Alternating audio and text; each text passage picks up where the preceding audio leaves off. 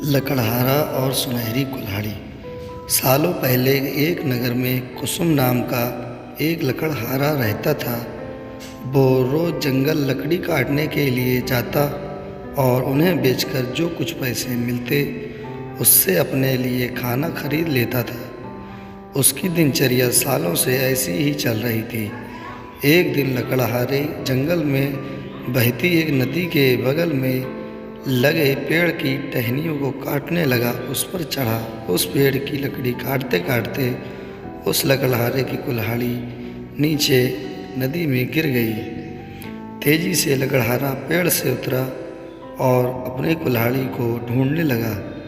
उसे लगा था कि नदी के आसपास उसकी कुल्हाड़ी गिरी होगी और ढूंढने पर मिल जाएगी। वास्तव में ऐसा कुछ नहीं हुआ, क्योंकि उसकी कुल्हाड़ी पेड़ से सीधा नीचे नदी में जा गिरी। वो नदी काफ़ी गहरी और तेज बहाव वाली थी। आधे से 1 घंटे तक लकड़हारा अपनी कुल्हाड़ी को ढूंढता रहा, लेकिन कुल्हाड़ी नहीं मिली।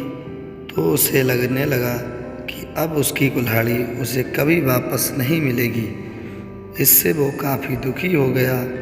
लकड़हारे को पता था कि उसके पास इतने पैसे भी नहीं हैं कि वो नई कुल्हाड़ी खरीद सके।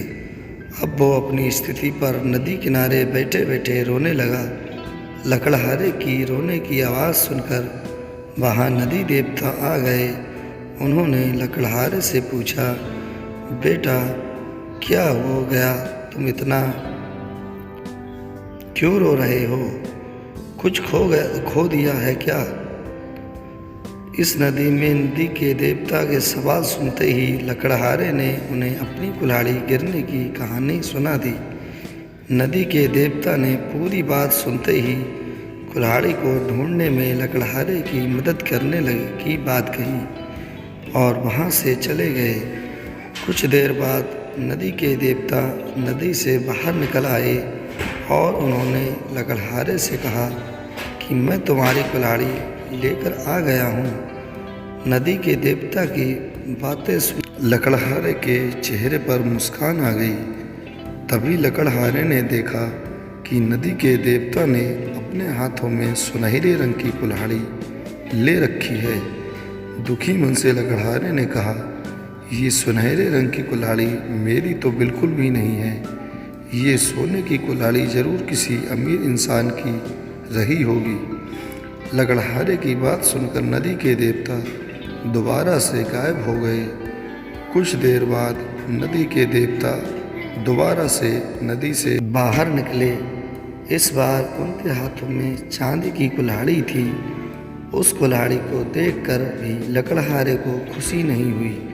उसने कहा कि ये भी मेरी कुल्हाड़ी नहीं है, ये किसी दूसरे इंसान की कुल्हाड़ी होगी। आप उसी को ये कुल्हाड़ी दे दीजिएगा, मुझे तो अपनी ही कुल्हाड़ी ढूंढनी है।